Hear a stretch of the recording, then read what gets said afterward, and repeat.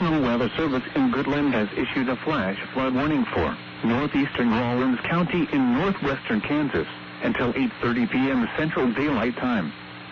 At 5:28 p.m. Central Daylight Time, Doppler radar indicated thunderstorms producing heavy rain across the warned area.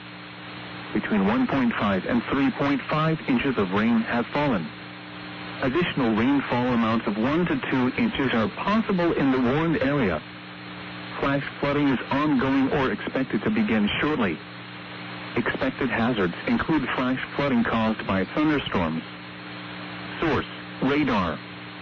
The following impacts are expected: flash flooding of small creeks and streams, urban areas, highways, streets, and underpasses, as well as other poor drainage and low-lying areas. Some locations that will experience flash flooding include Atwood, Herman, and Ludell.